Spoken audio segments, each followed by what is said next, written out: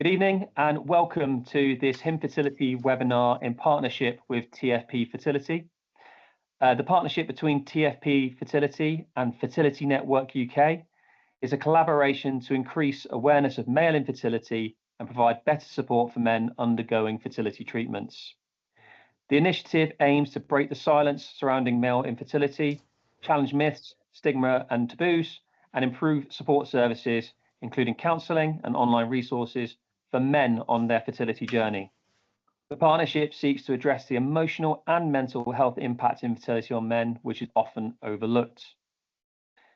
Infertility is the campaign name for the men-only support group that is currently run by Fertility Network UK. Whether it's male factor, female factor, both or unexplained, our Infertility group is here for men to listen, ask questions and get the support needed, and provides a safe environment to normalise fertility conversations. Our meetings are informal, they're run by men and take place on the first Wednesday of every month, and everyone is welcome to join.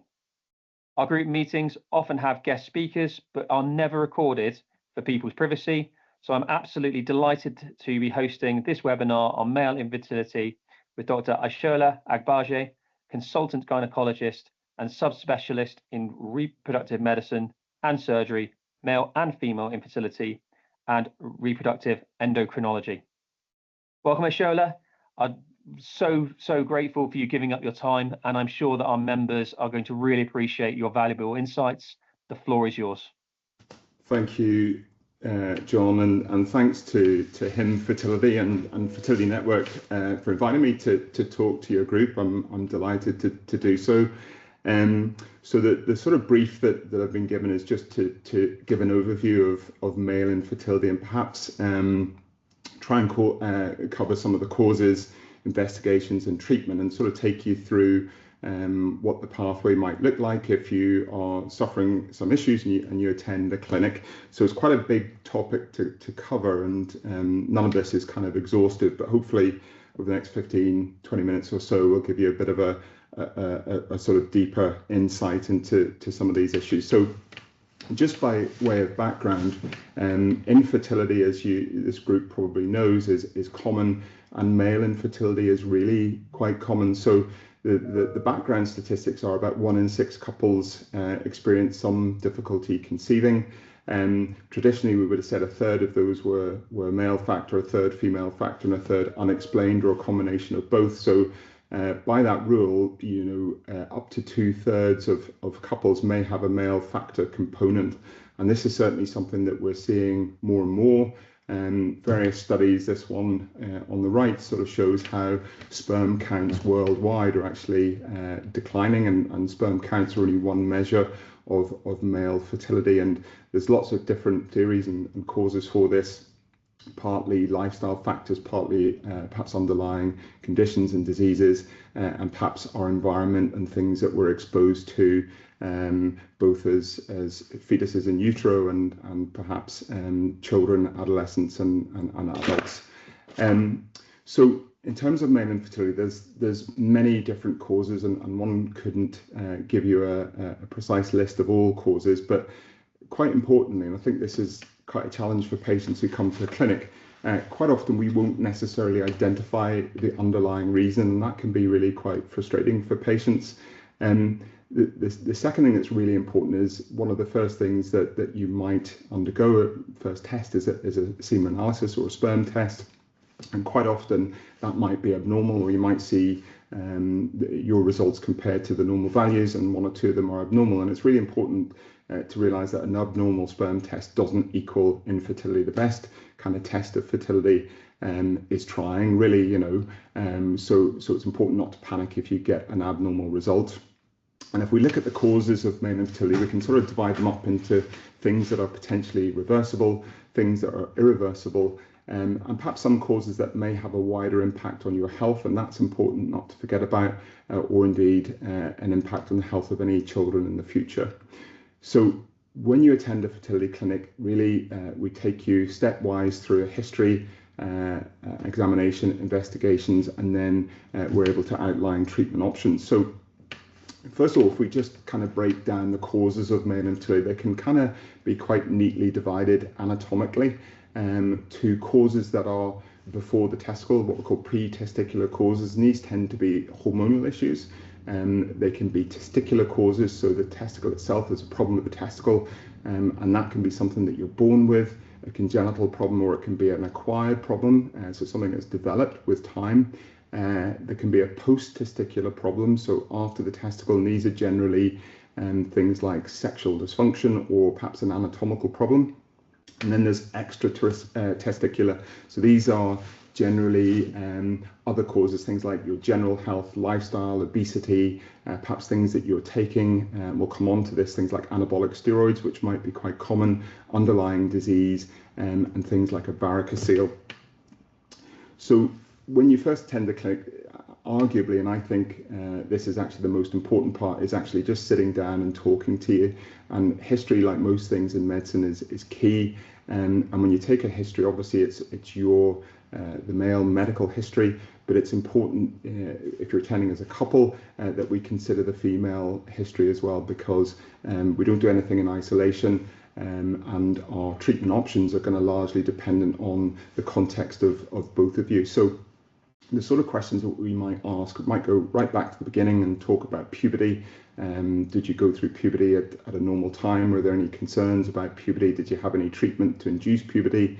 You might give a history of having surgery as a child. So a common thing might be that somebody perhaps usually sort of know that they've had some sort of operation, but need to ask that parents perhaps and might have had something called an undescended testis as a child and had some surgery as a baby, or indeed later on they might have suffered something called the testicular torsion, where one of their testicles twists, and have an operation for that. And testicular trauma is an important one, and probably most men throughout their lifetime experience some degree of testicular trauma. But what we're really interested in is significant trauma that might require, say, hospital attention or something like that, because that can potentially have an impact on your fertility in the future. We would take a general medical history, just looking for different diseases that might affect your fertility. So one common one might be diabetes, which can affect fertility in different ways. You might have had cancer treatment before, so chemotherapy or radiotherapy, and both of those things can again affect your underlying ability to produce sperm, and just your general health, things like obesity and so forth. An important area, and these things can be quite difficult to talk about in the clinic with a relative stranger. You usually have met this doctor for the first time, but is really talking about things like sexual function and libido. So these are really important and embarrassing topics to talk about, but important. So these would be things like, your ability to acquire or achieve an erection and maintain an erection, your ability to ejaculate an orgasm, and your general libido, because these can give clues as to underlying problems as well. Then we sort of take a bit of a dive into your lifestyle. So this is all sort of general health stuff. So things like smoking, vaping, particularly because these are kind of unknown dangers, alcohol intake, your use of recreational drugs, and a really common thing, which we'll go on to look at, is things like anabolic steroids. So these are kind of training supplements, and people can take this knowingly, taking anabolic steroids in the gym, or they can take it unknowingly by taking things like certain protein powders, creatine, and so forth, that are contaminated with some steroid compounds, and these can have a negative effect. Other important aspects of your history would be things like sexually transmitted infections. So do you have a history of chlamydia, gonorrhea, any particular sexually transmitted infection, which again might cause an issue on down the line? And importantly, a family history, just looking at any other history of perhaps infertility in other generations in your family, or brothers, male infertility particularly, or any genetic problems that again might predispose to fertility, and we'll look at some of those in a second. So after we've taken a thorough history from both of you, the next thing, particularly if we've found a problem with the semen analysis, is to undergo a testicular examination. And really, this is quite important and sometimes neglected, and it's really just to examine the testicle and the contents of the scrotum to make sure that they're normal. So you might find that somebody approaches you with this sort of quite scary ring of beads. This is something called an orchidometer, and it just allows us to gauge the size of the testis. So this side of, if you can see the laser pointer, this side of this ring of beads is kind of the normal testicular volume, and down here a smaller testicular volume. And again, that can help us decide perhaps what's going on and what the chances are of retrieving sperm, or what treatment might be appropriate. So we also look at some of the other structures in the scrotum that are important in delivering the sperm to the outside world. So that's things like the epididymis. It's a little reservoir for the sperm at the back of the testicles, and something called the vas, which are the tubes that connect the testicles to the outside. So these are the vas, are the things that are normally tied if somebody's having a vasectomy. And then we look at your general health. And really what we're looking for there is signs of hormonal abnormalities, particularly testosterone deficiency, which might give us clues as to an underlying issue. So I think probably most people in this group will be familiar with our first line investigation, which is a semen analysis, and that's something that we've been doing for a number of years. And this remains the kind of mainstay of the initial investigation of male infertility. And if you've done any reading, you'll realise that semen is a biological fluid. It's enormously variable, and as a diagnostic test, semen analysis is good, and it's a good mainstay, but it's quite a blunt tool. Now this video that's running is just an example of what the scientist sees when they look down the microscope. So all these little white dots that are, some of them are twitching, some of them are moving, like this one in a straight line. These are the sperm suspended in fluid, and what we're looking for is a number of characteristics in your semen. So we're looking at the volume of the fluid that you produce during an ejaculation. We're looking at the sperm count, and we're looking at how those sperm are moving, and we categorize that into sperm that are moving very quickly in a straight line, or perhaps sperm that are moving and just not getting very far, very fast. We look particularly where things like the motility is low. We look at the number of sperm in your ejaculate that are alive by using a special stain called a vitality stain, and this little picture at the bottom shows sperm that are stained in that way, and sperm that are alive are white here, and they don't take up the stain. Sperm that are dead or dying take up the stain and are red, and we can get some ideas to the proportion of your sperm that are alive. And then the last thing is something called the morphology, which is the number of normal looking sperm. And now we don't expect humans to have many normal looking sperm. We're kind of happy if it's about 4% of the total population of sperm that are normal, but we get some idea as to whether you meet those normal criteria. And like I said, semen is a biological fluid, so it's enormously variable, but we have normal values that are taken from the general population, the general fertile population, and we compare our diagnostic samples to that, and each of those parameters will be sort of scored against that. So it's not unusual that, you know, one or two of those parameters might be abnormal. And if they are abnormal, like I said at the beginning, don't panic, because it doesn't mean that there's a problem, or it doesn't mean that pregnancy can't occur. If we do have a particularly abnormal semen analysis, then it's a good idea not to rely on one sample because of the variability, and we would suggest repeating it. So often you'll be asked to give another sample, and it takes about 3 months to make a sperm, so there's no sense in repeating a sample 2 weeks later. Indeed, if you have, say, a cold or a flu, actually your semen sample, your semen analysis can be quite bad after that, and it can take a little while to recover. So it's best to repeat it about 12 weeks in between samples.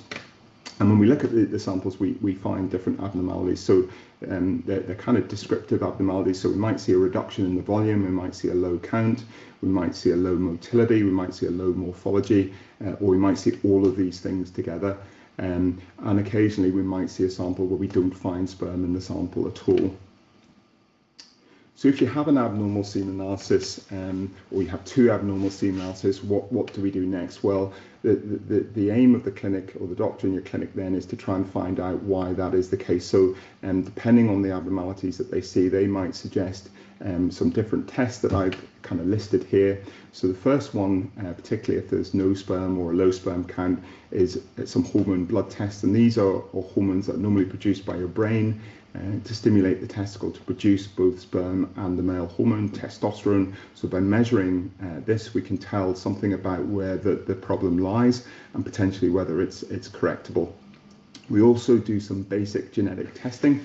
Again, if you have a very low sperm count, or you have no sperm in the ejaculate, we might suggest testing your chromosomes to make sure that the makeup of your chromosomes is normal. So you'll be familiar probably with this kind of phrase, 46XY, which is a normal male chromosome type. But occasionally we might see abnormalities where you've gained an extra chromosome, or some of your chromosomes have gotten shuffled, and whilst it doesn't affect your general health, it might present itself with a fertility problem. And in about 10 to 14% of men, we might actually see a genetic problem with the chromosomes, or indeed the male chromosome, the Y chromosome. So we test this separately, and there's 3 separate areas on the Y chromosome that can sometimes be missing. And if 2 of those areas are missing, the A and the B area, this tends to be fairly negatively associated with the chance of getting sperm. If it's the C area, then it tends to be more receptive to the chance of getting sperm. So these are the 2 basic genetic tests if we think there's a problem within the testicle. If we think that there's perhaps that the testicle are probably producing sperm, but there's more of an anatomical problem, it's not getting out, so the hormone tests are normal, we might suggest that you undergo a test for carriage of the cystic fibrosis gene. So cystic fibrosis is a condition that you've probably heard of, but what you mightn't know is that it takes 2 abnormal copies of that gene to have the disease. So it's not very common to have the disease, but it's quite common for us in this part of the world to carry one of these copies of abnormal copies of these genes. And if you do, in men, sometimes what can happen is some of the tubes that lead from the testicle to the outside aren't fully developed, causing obstruction, and this is something then that blocks the sperm from getting out. So these are the kind of genetic tests. These are all done by blood test. We might suggest that you undergo an ultrasound scan of your testicles, and that's really to look at the testicles, check that no other abnormalities, and get a better idea of what's going on. And occasionally, particularly in some conditions where there's perhaps sexual dysfunction, so diabetes and so forth, we might be suspicious that you're producing sperm, but it's not coming out. There's very little ejaculate coming out through the penis, and actually maybe all of it's going into your bladder.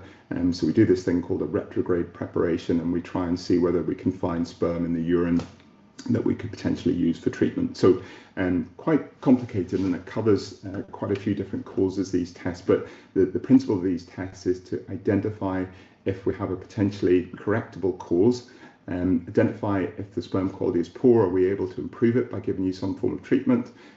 If we don't have sperm in the ejaculate, to identify whether we can obtain sperm, and it helps us guide the most appropriate way forward.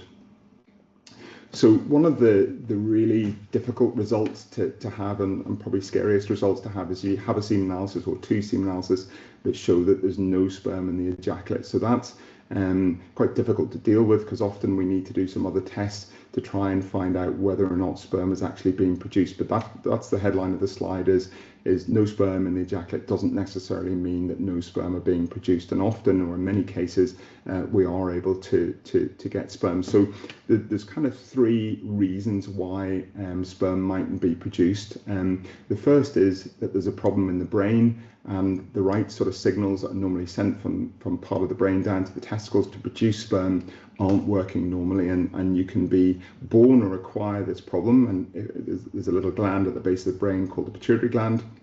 So if that's not working properly, that can cause the testicle not to produce testosterone or sperm, and that can be a reason why there's no sperm in the ejaculate. Or if men, as I've said, are taking anabolic steroids. Anabolic steroids for men are a bit like a woman taking the pill. So a woman takes the pill to stop her from ovulating. If a man takes anabolic steroids, it stops him from producing sperm in a very similar way, because it turns the pituitary gland off. So that's the first problem. So men that have problems with the pituitary gland, either because they're taking something or they've acquired a problem, have a sort of correctable cause, and if we correct this, we can potentially get sperm. So the second thing is there could be an inherent problem with the testicle, and again, back to our history, you might give a history of having undescended testis or perhaps a late puberty that might suggest a genetic problem, and these are some of the common things that we look for. So we've talked about the male chromosome, the Y chromosome, we've talked about sort of translocations or abnormalities in your chromosomes that don't affect you but might affect your fertility, and an additional chromosome. This is something that you may have heard of, something called Klinefelter syndrome, where you get an extra X chromosome, and this is associated with abnormalities in the testicle, that essentially that the testicle produces very little or no sperm. And then the last thing that might be quite common is that somebody's perhaps undergone previous cancer treatment, chemotherapy, radiotherapy, and the testis is very sensitive to these types of treatment, and that might mean that the testis no longer produces sperm. And then the last problem is that sperm are being produced in the testis, but somewhere on the way out there's an obstruction. So we've talked about cystic fibrosis as one of those issues. Men who've had a vasectomy have had this tube tied or removed, and infections, sexually transmitted infections, can effectively fur up these tubes and cause an obstruction, so sperm are being produced but they just can't get out. So with all of those tests and examinations, usually we're able to get a pretty good idea where the problem lies, and if the problem lies up here, it's fairly simple. You need to stop steroids, or you replace those hormones to try and stimulate sperm production. And this can be quite frustrating because often it takes quite a long time for things to recover. So particularly if you're stopping something like anabolic steroids, it could take 12 or 18 months to start seeing sperm back in the ejaculate and the count coming up.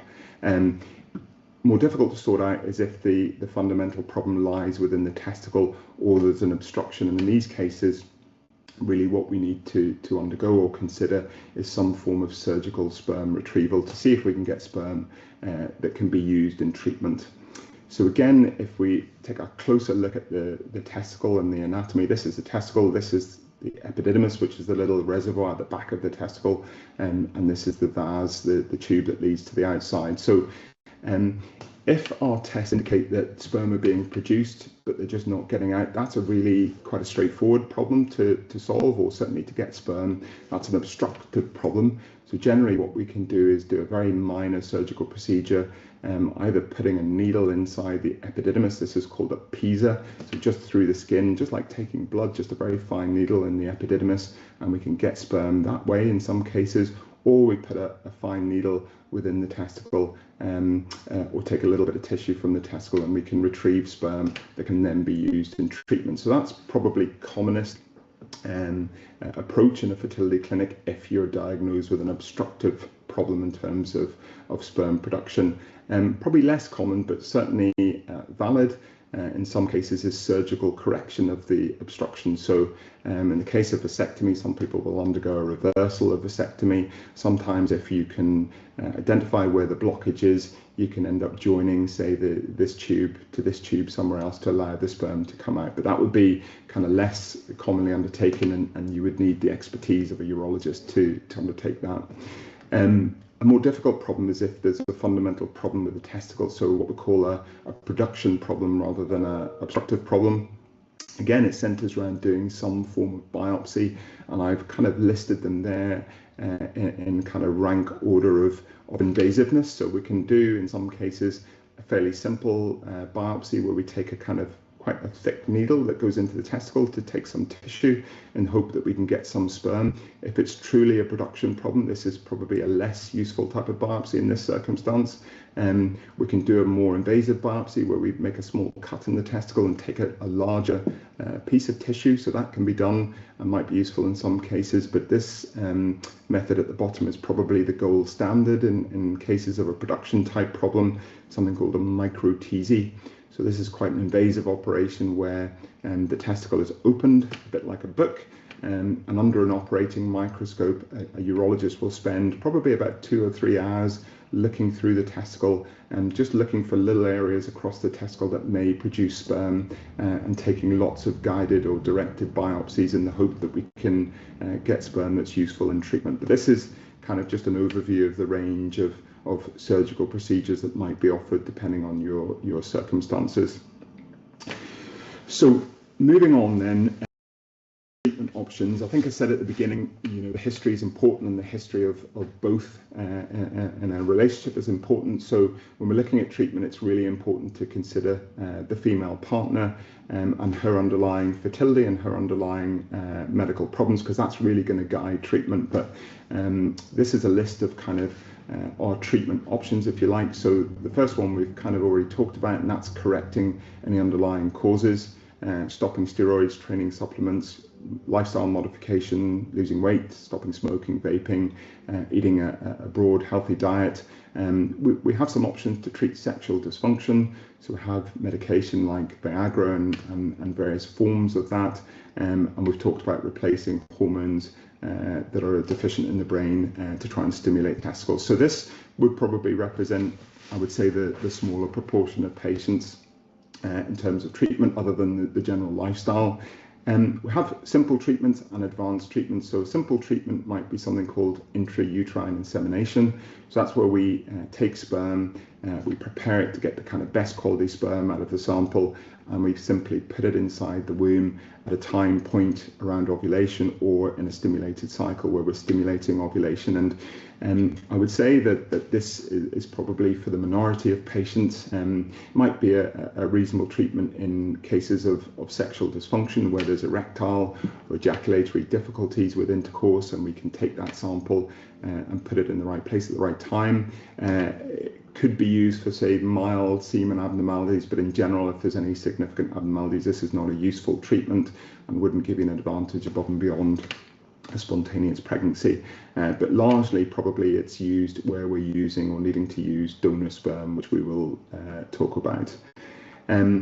Assisted conception, or something called ICSI, or intracytoplasmic sperm injection, is really the mainstay of treatment of male infertility. And this is something that is actually relatively new. ICSI was kind of discovered really in the 1990s, given that IVF, it's a form of IVF, like an advanced form of IVF. IVF has been around since the late 1970s, but ICSI was really only discovered in the 1990s. So relatively recently have we had the tools to be able to treat quite significant male factor infertility. And this is used for where we've got very poor, say, sperm counts or sperm motility or antibodies, or low morphology, or if we're using surgically retrieved sperm, as we've seen in the previous slide. So just a very quick schematic as to how IUI works. This is a simple treatment, natural stimulated cycle. We collect the sperm in the same way as you would give a sperm for a diagnostic sample. We prepare it in the lab by washing it. And washing it doesn't mean sort of washing it with detergent. It means putting it through a series of spins across a sample of fluid to try and extract the best sperm. And then we simply place it by passing a little thin catheter through the neck of the womb into the uterus, in the hope that around ovulation, fertilization takes place. So ICSI is a modified form of IVF, as I've said. So what happens to the female partner is exactly the same. The difference is in the lab, in the way that the sperm gets into the egg. So with straightforward IVF, the egg is incubated with a certain concentration of sperm, and those sperm work their way into the egg themselves. And with IVF, what we do is actually take a needle and put it into the egg, and we inject a single sperm into each egg that is suitable. And this increases the chance of that egg fertilizing, whereas if we had a low count or another abnormality and we put the sperm and eggs together, then they wouldn't fertilize. So ICSI was a kind of revolution in the treatment of male infertility. There's a quick video showing ICSI. This is a needle, and the little sort of dot that you saw at the tip there is the sperm. And that's the needle going into the egg. This needle is kind of probably the width of a human hair, and this isn't much thicker. This is a holding pipette, and this is the egg.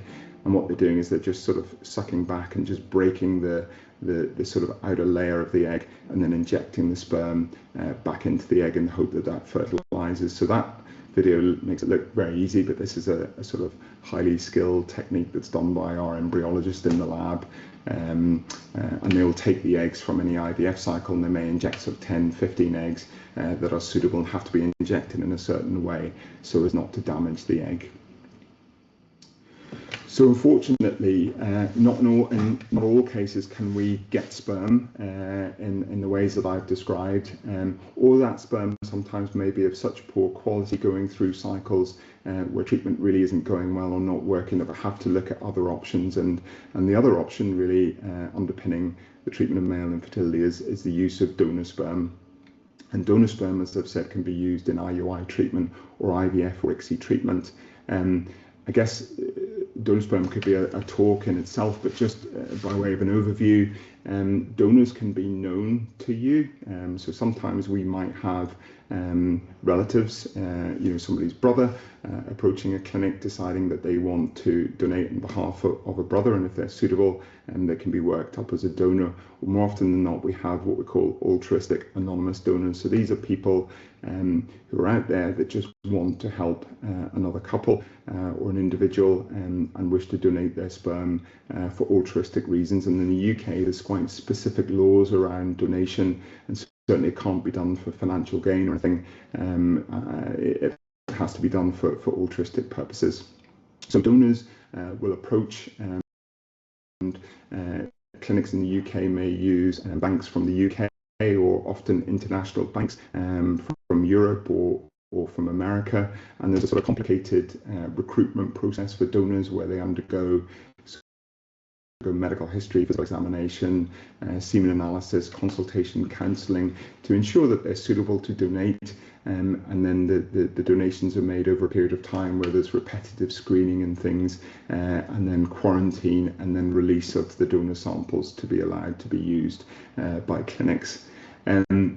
It's really important if using donor sperm, and we would discuss with patients lots about the implications of using the donor sperm and making sure that it's the right treatment for you and you understand all of the implications.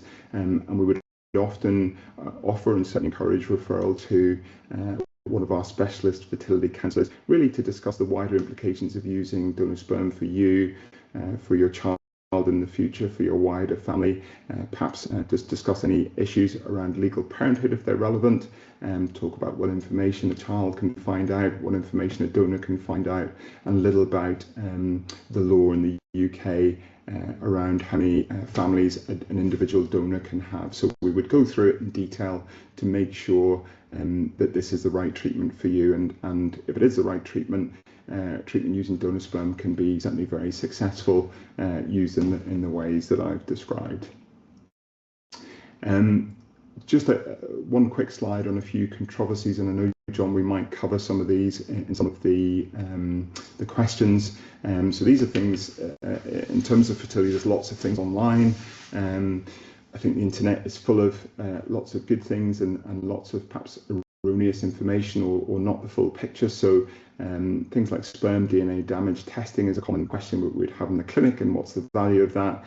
Treatment of things called varicocele, which are like varicose veins around the testicle that can affect male fertility, and perhaps some advanced sperm selection techniques. So something called IMSI you might have read about, which is really just ICSI using a very high-powered microscope to try and look at the sperm in a bit more detail, and something called PICSI, which is a selection technique trying to get the function of the sperm to bind to something to help decide which sperm are kind of good to use for ICSI. But all of these have their own degree of controversy, which we can discuss. So the last slide, and certainly by no means probably the most important slide in this talk, is the impact or the significant impact of male infertility on men. And this is something that I think as clinicians, as clinics, and as a specialty we recognise is probably deeply underserved, and certainly there's very objective evidence from lots of research and indeed studies from Fertility Network showing the significant impact of fertility, either general fertility or male fertility, on a man's mental and emotional health. And I say underserved because I think there's probably certainly a perception and probably a real perception that clinics are often female-centric because treatments, the majority of treatment that's undergone by the woman rather than the man. And with the advent of ICSI, actually, it probably took away a little bit of the focus of taking a real deep dive on the male side to make a diagnosis if you can.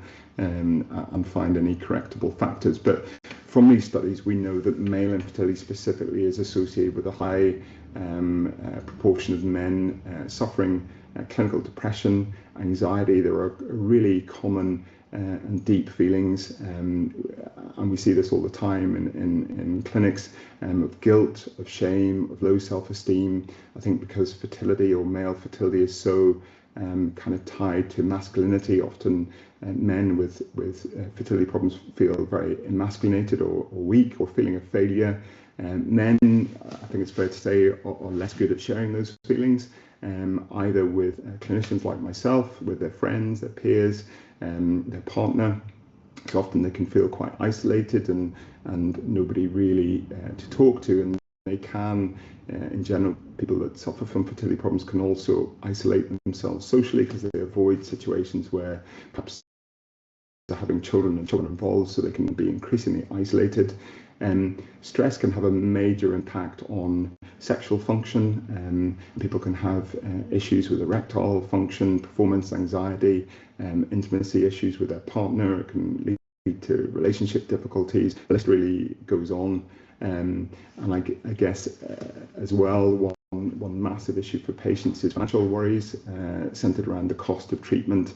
In most parts of the UK, there is some degree of NHS-funded fertility treatment, but many people, of course, need to have self-funded treatment, and this can be a big burden.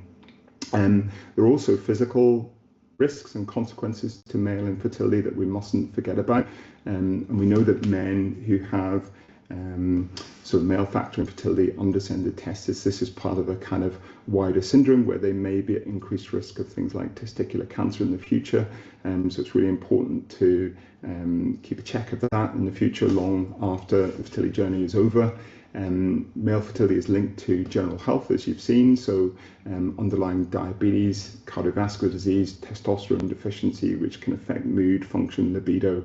These are all important things that need to be kind of assessed and managed, and hopefully between your GP and your fertility clinic, these can be addressed. I think we're getting better as clinics, and as the research comes out, putting more things in place. And I think Infertility is a really good example of peer support designed for men, by men, run by men. And I think in many of the avenues that we have between clinics and fertility counselling, often it's female dominated, and men might feel quite difficult to open up to men, and vice versa. So I think this kind of support group is really inspiring and hopefully very helpful to many men. Within the clinic, we have clinicians like myself and all the clinic staff that are there for patients. GPs, I think, are becoming increasingly aware of male fertility problems and probably increasingly informed. Often, I think patients can feel quite kind of dismissed by GPs, and it's just a semen test and refer on. But hopefully, again, with further education, they might be a more helpful source. And again, our fertility counselling service, I think one can't underestimate the value of specialist fertility counsellors. So all clinics in the UK have associated specifically qualified fertility counselling service that's independent from the clinic, but is certainly a great source of expert counselling and support, and help with discussion of implications for men and couples undergoing treatment. So hopefully we're changing the dial a little bit, and fertility clinics are obviously not just female centric, they're there for both, and there to support the journey of both male and female partners. So that's really it, John. I've sort of come to the end. Hopefully that's not too much, but sort of welcome to discuss any of the questions or anything that you have. That's fantastic. And the first thing I would like to say is, wow, I can't believe the amount of ground that you've covered in your presentation, but also the depth that you've covered as well. So thank you so much for what was a very compassionate but also direct overview of the factors that men may face. In terms of the questions, we've received multiple from our members, and I would like to just go through some of the topics that you've discussed. So the first of those is ICSI, and there's obviously a lot of talk with regard to the difference between that and standard IVF. And having been through the process myself, I know that there can be some discussion with regard to its efficacy and any additional considerations that come with that. So the first question which we've got is there any associated risks with ICSI versus standard IVF, such as miscarriage? I suppose in terms of risks, if we start in the lab, when you're actually putting a needle into the egg, obviously that's not necessarily a physiological thing to do. And in IVF, the sperm makes its own way in. So the actual physical injection of an egg has some risk.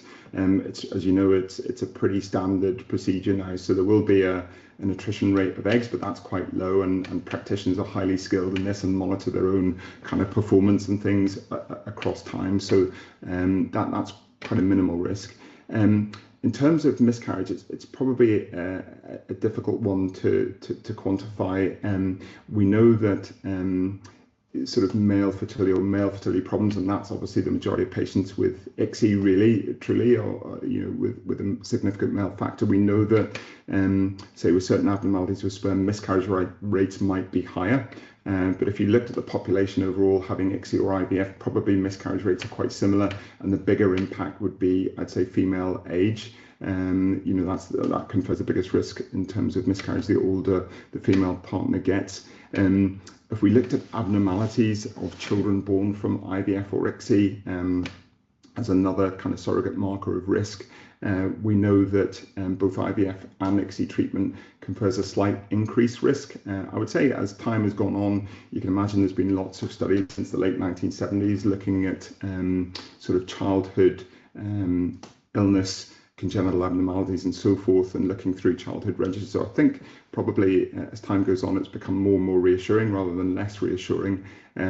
We probably think that the risk is not the treatment itself. So in other words, handling the eggs and sperm and injecting sperm into the eggs, it's probably the people that come for treatment. So if you have a significant male factor, we do all our tests, we can't find something, there may be something genetic in the background that confers that risk. And when you bypass that using ICSI, then you might see that risk. But the absolute risk overall it tends to be quite low. So on a background risk of say 4%, it might add an extra 1 or 2% overall, something like that.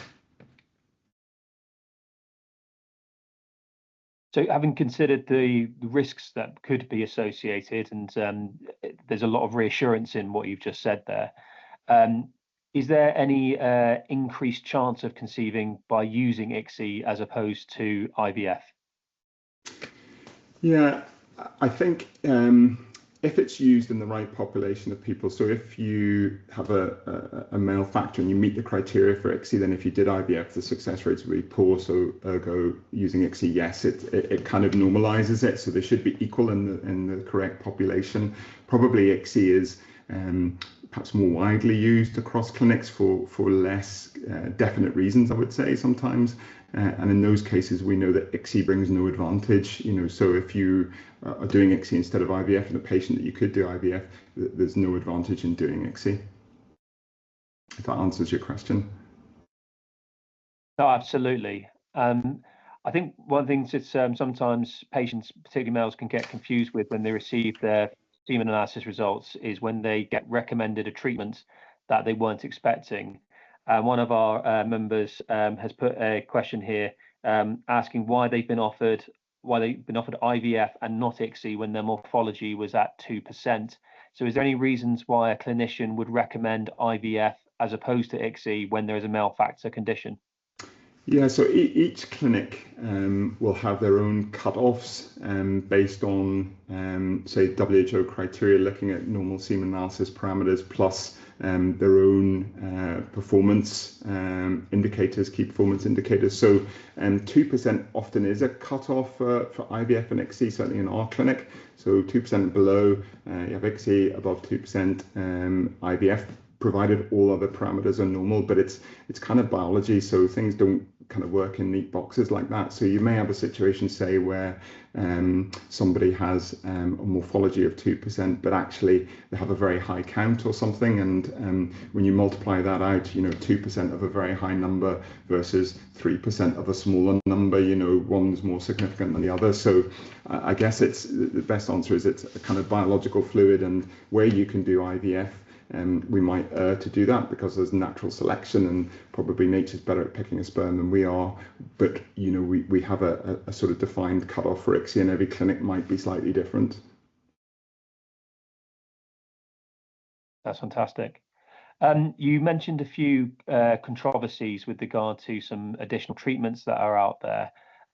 There's a couple that we regularly get questions about on our support group. So the first one that you mentioned was varicocele embolization. Could you give us an idea of how effective a embolization could be in addressing a sperm quality?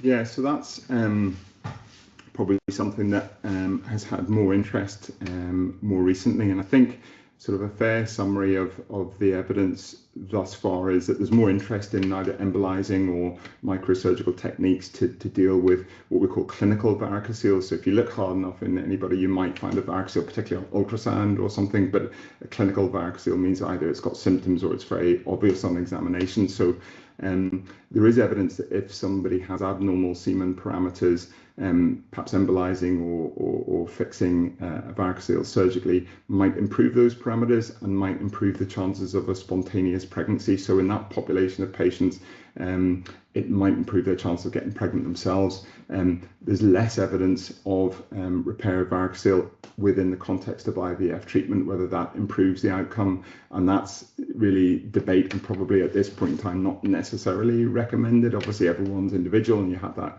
conversation, but I would say there's less evidence regarding fixing a varicocele to improve your outcome from treatment. And then, like I said during the presentation, it's really important to consider the female partner and those factors, because what you might lose in time going or waiting for surgery and then waiting for an effect on your sperm, you might be compromising treatment because it's taken a year or 18 months to get to that point on the female side. Thank you. And the other one we get a lot of questions about is DNA fragmentation. And there's two aspects of this we have the conversations about. The first one is the value of having a test for DNA fragmentation. And the second one is what can be done if you find that you do have an issue in that area. Is you able to shed some light on that for us? Yeah, so that's probably one of the most controversial areas, I would say, sperm DNA fragmentation. And I probably have a particular interest because I did my research, was looking at sperm DNA fragmentation and diabetes a few years ago. So I guess the thing to say is nothing stands still in medicine, and certainly not in reproductive medicine. And it's really important that we practice evidence-based medicine. So we have evidence for interventions that can cause harm as well as good. So you need to be really sure that if you're measuring something and you're acting on it, that you see a result. And if you're not sure, those trials need to be done before you actually bring it into clinical practice. So sperm DNA fragmentation, there is no doubt that sperm DNA fragmentation is important both in terms of general male fertility and probably risk of miscarriage. So there is certainly an association with that, and we see perhaps higher levels of sperm DNA fragmentation in some diseases. So what I was studying was diabetes, and we found men who perhaps had less well-controlled diabetes had higher levels of DNA fragmentation.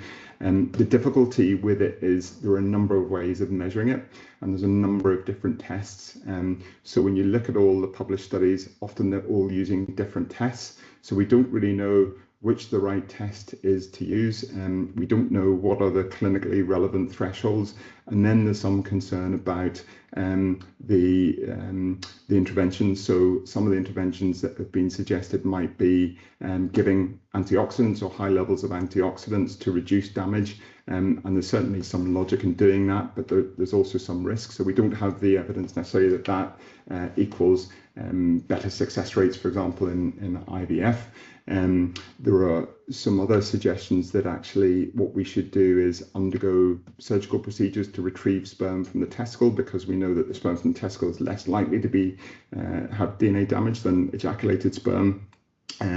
But again, that's a surgical intervention with some risk, and without knowing that that's going to give a better live birth rate in treatment, it wouldn't be ethical to do that or suggest that. So at the moment, I think it's probably a work in progress, and we need to follow the research. And what we do now might well be different from what we do in 5 or 10 years' time. But most of the major fertility societies, the regulators, and certainly looking at NICE, wouldn't recommend routine sperm DNA fragmentation. And I guess the difficulty with a lot of these things is patients have direct access to these tests. And there's a great commercial interest in these things. So patients do present with these test results, having sourced them privately and things, So I think I would just, at the moment, say that I would be very careful if you're getting those tests done. And certainly in clinics like ours, we wouldn't really act on those results. And the sort of things that we might say to you are general things that we've talked in the presentation, like a healthy diet, say a Mediterranean diet full of vitamins, minerals, antioxidants, and so forth, that are always going to be good. Stopping smoking, reducing weight, all of these things are going to have a positive effect on DNA fragmentation. You've unintentionally, seamlessly brought me into the next question, which I was going to have, which was regard to lifestyle factors. One of the things we discussed at length within the infertility group is exercise, whether it's good, whether it's bad, what exercises should we be avoiding. You've already mentioned supplementation. I know when I went through my journey, I stopped cycling because I was told that was bad for me in terms of my sperm quality. What guidance have you got for us with men who want to keep doing our fitness training at the same time as going through a fertility journey? Yeah, it's really hard, and you probably think I'm a politician answering this, dodging the question. But yeah, I think for most things are okay, and certainly in moderation. In terms of things like cycling, I mean, one of the theories is that sperm like to be produced at slightly lower temperature. So anything that heats the scrotum and the testicles is bad. So wearing tight cycling shorts and being in the saddle for 8 hours a day as a professional cyclist probably isn't good. But if you want to and you enjoy cycling occasionally or regularly, I don't think personally that that's going to do a lot of harm. Similarly with all other forms of exercise, I think there's more good physically, mentally, etc., in keeping yourself busy and fit than there is negative where it comes to exercise, really. But anything that can avoid excessive, prolonged heating of the testicles is something that probably that's the aspect you really need to be careful of. And then the other aspect of exercise, which I see all the time in the clinic, is steroids. So few men take anabolic steroids knowingly, but a few men take it unknowingly. So if you speak to our endocrine colleagues, they might say sort of the tubs of protein, creatine, and these sort of things, maybe up to 25% of them might be contaminated by some form of steroid, which is negative for your sperm health. So I would be telling people not to, if they're doing a lot of fitness training, not to take powdered supplements. Just take chicken, egg, meat, fish, that sort of thing. And having gone into a few things that we shouldn't be taking, is there any supplementation that you would recommend? Because there is a wealth of vitamins and supplements targeted at the male fertility community. Is there any that you would recommend? Yeah, again, it's the same problem, probably lack of evidence, and there's a whole plethora of different vitamins and minerals. I mean, my view very much, if you have a normal kind of absorption, you've no kind of bowel problems, inflammatory bowel disease and so forth, where the absorption of your minerals and vitamins is bad, then a good broad healthy diet is as good as anything. And if you do want to take something, not mentioning any particular brands, but a general multivitamin or something is fine. But I mean, I think patients undergoing fertility are quite vulnerable, and there's a lot of stuff out there, a lot of very expensive male and female vitamins, and a lot of kind of erroneous information. You could spend hundreds or thousands of pounds on vitamins, and I wouldn't be saying that you should be on any of those things, and vitamins in high levels can be harmful too, so you've got to kind of be careful what you're taking. And as a rule of thumb, I mean, your fertility clinic generally will tell you the sort of things that you must take. So on the female side, we tend to talk about folic acid, vitamin D, but if there's lots of different things available, it kind of tells you something that none of these things have very good evidence that they're the things that you must take. That's fantastic. My very last question You've obviously worked with hundreds, if not thousands, of couples going through this process. With regard to the men that you've worked with, what would you say is your top tip for someone who's about to start this journey in order to give them the best outcome, but whether that's physical, mental? What's probably the top tip that you would provide? Yeah, I think probably, and probably certainly when I was reflecting on this talk, is keep talking to people, and knowledge is power, and getting as much information from different sources, be it your clinic doctor, your GP, the clinic nurse, your partner, friends. In fact, if you talk to friends and open up, it's one of those things that people are surprised how many other people have been in the same boat or have undergone the same thing. And that statistic, 1 in 6 and up to 2/3 a male factor, you will know amongst your friendship group or your family, you will know other people. So I think probably talking, because it's a difficult journey, and unless you've experienced it, I don't think you really realize, even if it goes well, how difficult that is. So I guess it's good to talk and keep talking and inform yourself, I think, is probably the best tip. And realize that more often than not, it's not something, the lifestyle bit is a really very small part of this. More often than not, it's not something that you have done or you're in real control of. The reason why you're in that circumstance, like any health condition, you have dealt with a certain hand, and you make the best of it, essentially. It's incredibly reassuring to hear you say that as an expert, because that is one of the most common things that we will hear on the Infertility group. And for anyone that's listening, I would really encourage you to consider any support group. Obviously, we would clearly promote Infertility as the Fertility Network UK environment. But if you are in that position, we would highly recommend that you do speak to somebody, because it can be an incredibly lonely journey. And it takes a lot of bravery to be able to step forward and have that conversation, particularly as a male, because as Dr. Agbaje said, it can be seen as a taboo subject and stigma attached to it. Ishola, can I thank you so much for giving us your time and the benefit of your expert knowledge. It is genuinely appreciated. I am sure that anyone watching this will gain an awful lot from it. And we're grateful to you and TFP for giving us this opportunity. And again, I would keep referring anyone who's watching who isn't already a member, have a look at the Infertility Facebook group, have a look at the website, and you'll be more than welcome to join us on one of our support groups. You'll be joining people in the same place as you, and everyone is there trying to support each other. Dr. Agbaje, thank you so much for your time. We really appreciate it. It's been brilliant. Absolute pleasure. Thank you for asking me, John. Thank you very much.